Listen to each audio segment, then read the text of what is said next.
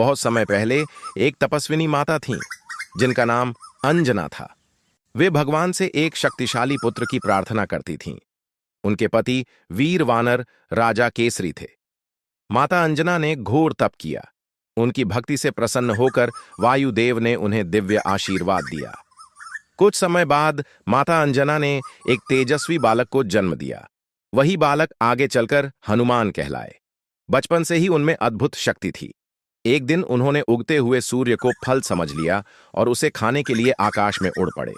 देवताओं ने उनकी शक्ति देखकर उन्हें कई वरदान दिए। इसी तरह बजरंगबली का जन्म हुआ, जो आगे चलकर राम जी के सबसे महान भक्त बने।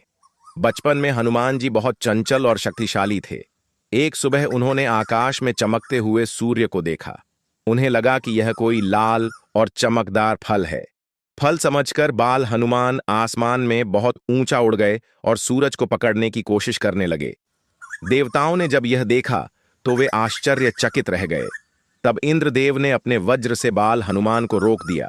इससे वे नीचे गिर पड़े। तब वायुदेव अपने पुत्र को घायल देखकर बहुत क्रोधित हो गए। बाद में सभी देवताओं ने बाल हनुमान को कई दिव्य वरदान दिए। उसी दिन से उनकी शक्ति पूरे संसार में प्रसिद्ध हो गई। जब हनुमान जी ने समुद्र लांघ दिया, जब राम जी की पत्नी सीता को रावण लंका ले गया, तब उन्हें खोजने की जिम्मेदारी हनुमान जी को मिली। रास्ते में एक विशाल समुद्र आया। सभी वानर चिंतित हो गए, लेकिन हनुमान जी को अपनी शक्ति याद आई।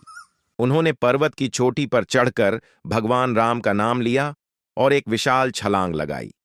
वे हवा में उड़ते हुए पूरे समुद्र को पार कर गए।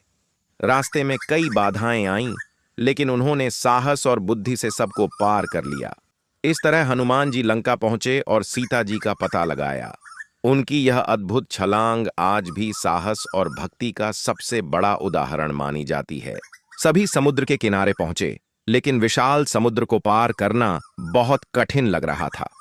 तभी जामवंत ने हनुमान जी को उनकी शक्ति याद दिलाई। यह सुनकर हनुमान जी ने भगवान राम का नाम लिया और पर्वत पर चढ़कर एक विशाल छलांग लगाई। वे हवा में उड़ते हुए पूरे समुद्र को पार कर गए। इस तरह वे लंका पहुंचे और सीता जी का पता लगाया। हनुमान जी का यह साहस और भक्ति आज भी दुनिया को प्रेरणा देता है। अंत में उन्हें अशोक वाटिका में सीता माता मिली। हनुमान जी ने उन्हें राम जी की अंगूठी देकर संदेश दिया कि भगवान राम जल्द ही उन्हें बचाने आएंगे। इसके बाद हनुमान जी ने लंका में अपना पराक्रम दिखाया। उन्होंने अशोक वाटिका के पेड़ उखाड़ दिए और राक्षसों को पराजित किया। तब रावण के सैनिकों ने उन्हें पकड़ लिया और उनकी पूंछ में आग लगा दी। हनुमान जी ने उसी आग से पूरी लंका जला दी और फिर सुरक्षित वापस राम जी के पास लौट आए। उनकी वीरता और भक्ति अद्भुत थी।